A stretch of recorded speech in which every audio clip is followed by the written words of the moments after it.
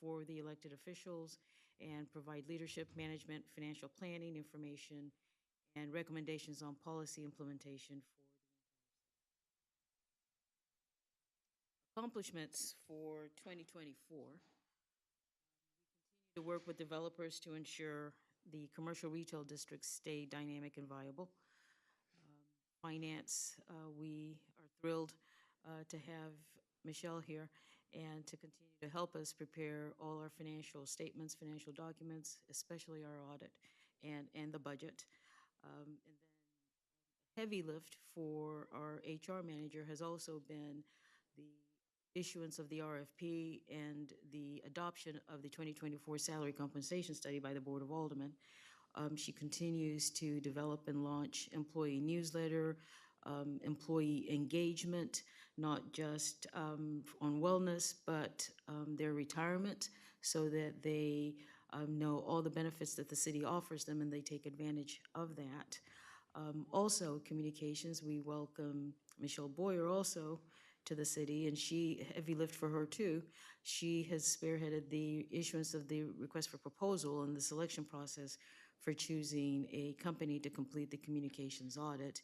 We are starting that this fall with the expectation that we will complete that next year. She has produced already the 2023 annual report and expect she would do the 2024 next year. And then we have the information technology, and Larry talked about everything that the partnership with the City of Clayton IT is allowing us to do. Goals and objectives are from your budget document. And so this next one is the expenditures for the administration department.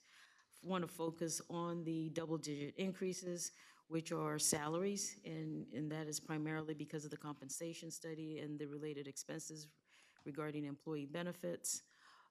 Also, we are seeing double-digit increases in travel and meetings. We are now fully staffed, so members of the team are now participating, whether it's locally, whether it's nationally, by attending conferences, GFOA, government finance officers, HR, the 3CMA, which is the City County Communications Association. So we have more staff that are participating in professional development. And related to that is a slight bump in training, not a lot, but then if you look at dues and subscriptions, that went up 11%. So overall, we're seeing from fiscal 24 to 25, a 3.77% in our expenditures for the administration department.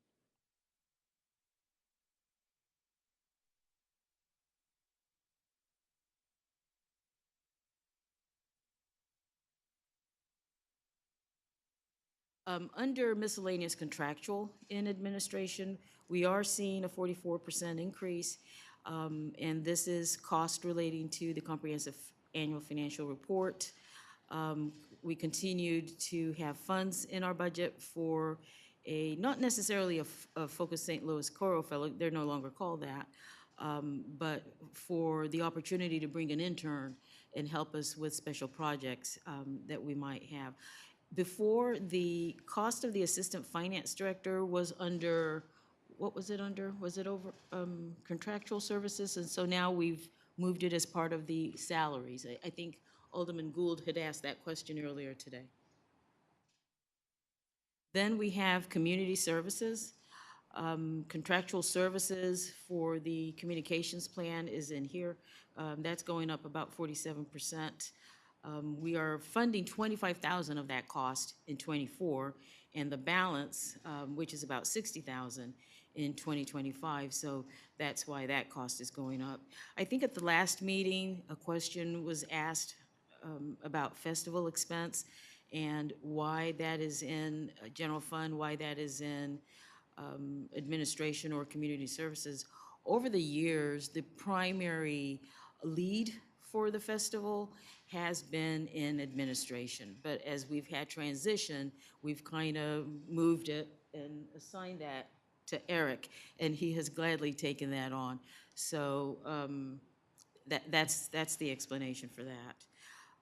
Also within administration, we have Sustainability Commission, and Eric has been the support staff for the Sustainability Commission, and that commission continues to do great things and great expectation for more of what they will be doing in the years to come. Then we have the municipal operating expenditures. This is where we fund legal expenses, and that is going up by 25%. Accounting services, 60%. Insurance, over the last several months, we've talked about our insurance costs going up, whether it's workers' comp, which is related to salaries, whether it's property, auto, liability, cybersecurity, different things like that. So we are a benefactor of those increases that we're seeing in the marketplace, and having to absorb those costs ourselves. Then cost of goods and supplies, we're seeing that go up 20%. So generally, those are the increases that we're seeing in the municipal operating expenditure account. I should mention also that because we have the new Public Works Parks garage, and utilities are turned on in that building, we are seeing increases in our utility cost for that. So this next slide just provides you an overview, highlights of some of those increases and why they are so. Larry talked about overall capital for the entire city, and within administration, the list before you are replacements for 25.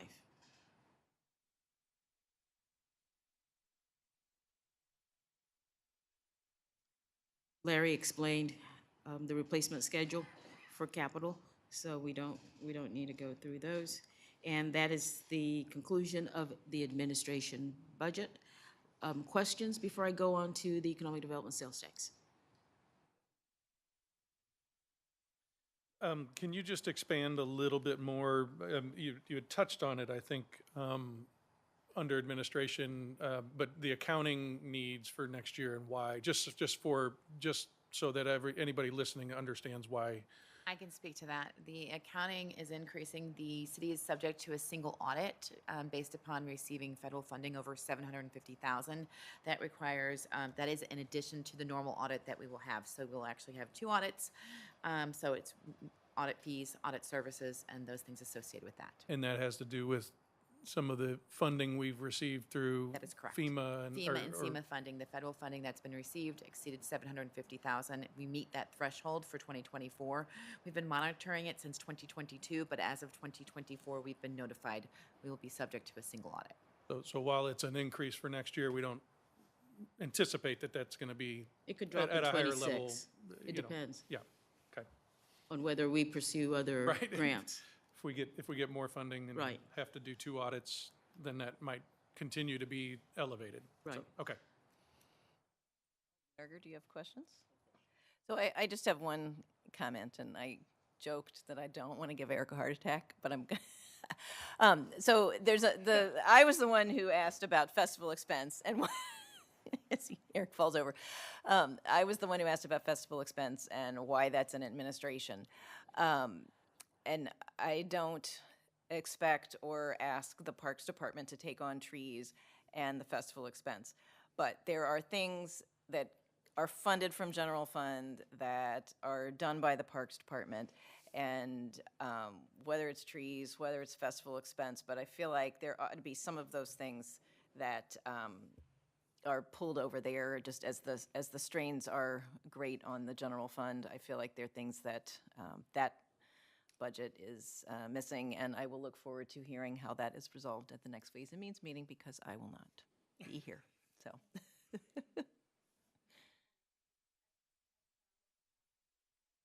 Okay.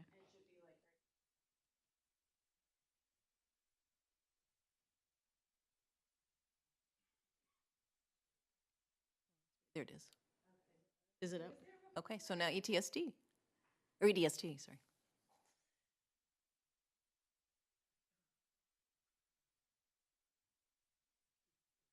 It's not launching PowerPoint anymore. No, it's not that.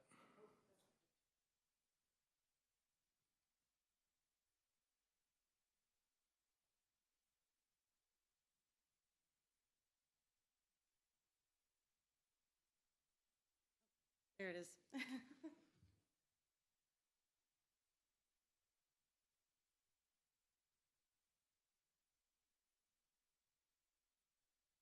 So the vision, when you talk about economic development sales tax, you can't but help talk about Brentwood Bound. I see them somewhat interrelated. And this talks about how that vision began in May 2017 with the approval of the Brentwood Bound project. And you know, it's three transformative initiatives that has helped us build a bright future for Brentwood. The Deer Creek flood mitigation, the Manchester Road improvement, and the Deer Creek Greenway connector. What a year to talk about the accomplishments of the city, of the board, of the citizens in supporting this monumental project. We celebrated the completion of the flood mitigation project, the opening of the new 32-acre Brentwood Park in June of last year, the opening of the Brentwood Park Destination Playground in April of this year, and we look forward to the completion of the GRG Part B project in the fall of 2024. And I was told by former Alderwoman Pat Eberling, who came to visit today, that she visited the park last Saturday and it was full. So it's still new and people from all over continue to patronize our park. This just talks about the revenue highlights and how the half-cent economic development sales tax was approved by the voters by a 3-to-1 margin. And the primary goal of this is to fund the 2019 certificate of participation. Generally, we forecast and we bring in even a little bit more than we forecast. So this next slide shows you how much the economic development sales tax has generated as far back as 2021. So we forecast about 3.2, but in 2021 we brought in 3.7, 22, 3.8. You know, and it goes up and down slightly. So in 23, 3.6, and the forecast right now for year ending 24 is 3.4, but then you look at future years, 25, 26, it goes back up, an increase of 4.4% over the current year. And then we generate, because of the partnership and the selection of our investment advisor, Brad Lukens, that is generating a lot of interest income for the city as well. So it's key that sufficient money is coming in so that we can service the debt, the 2019 certificates of participation. This is the same numbers, just in a different slide. Then because this fund has done so well, I hope you can see it, but it's also in your budget book, how the fund balance of the economic development sales tax has performed so well. So in 2021, we were at 2.8. In 22, it was at 4.1. 23, 5.3, and then in 24, it is at 6.2. And because it has done so well, the Board of Aldermen were able to make a decision to fund the purchase, cash fund, of the new Public Works Parks garage from this fund balance, $2.850 million. These next two slides just show you the outstanding principal. If you want to focus specifically on the 2018 certificates of participation and the 2019. So these are the principals, and then these are the interest payments for those. Next line item just provides you a narrative explanation of what those two line items are. And so this next one is the income statement, and it shows the debt service payment for 2019, debt service series for 2018. So there was a decision this fall made by the Board of Aldermen as a result of the compensation study that $1 million from the from the economic development sales tax will be used to service the debt service payment for the 2018 COPS. Explains the same thing I just said. Questions? So I have one question. I noticed here, and I think we did it earlier when we forecasted tax revenues. Have we heard from Cook and Riley about the potential, I think that's who would do it, the potential impact of the new target that is will be open in U City and the impact that that will have on our target? Right, so I have been talking to PGAV. Oh, PG, okay, wrong. Because they wrong do group. that analysis for us. As a matter of fact, I spoke to Andy Struckoff, which is the president of their planning division, at the Medford conference I was at last week, and he knows he owes us that report, so it is forthcoming. I do not have it yet, but I am optimistic that we might have some good news there. Oh, good, okay, because that sort of hangs over me in a way that makes me nervous about like spending a lot this year and then all of a sudden it's a drop off. Exactly. So I will try and get that for the next Ways and That would Means be so great, that you yeah. would know, so I will Great. follow up with them. Thank you. That's the only question I have. Other questions? Okay, so we are on to citizen comments, and there was a citizen here that wasn't elected, and he is now gone. Is there anyone online, Kelly? Okay, being no further business, this meeting is adjourned. Oh, do you want me to talk about the next meetings? Or, No. okay. We have a hand raised. Oh, great, okay, Just took a moment. thank you. Hi, Karen. So just want to say that I appreciate the astute review of all of the expenses. Always concerned with the increase in expenses. Some of it seems rather staggering, but I know that it's important for our city to have all of these tools to be a high functioning city, but also know that we need to really monitor those expenses. So I appreciate the rigor that was applied. Thank you. Okay, now, so the next meeting will be on Thursday, the 7th of November. And one of these attachments has, and that meeting, we'll come back with some of the questions that came up at the last meeting and this one, and then the results of what happens at public safety. So there'll be those things to discuss. It will then go to the Board of Aldermen on November 18th for first reading. And it looks like second reading is now scheduled for December the 2nd. So we should have it finished in ample time before the end of the year. And now, being no further business, this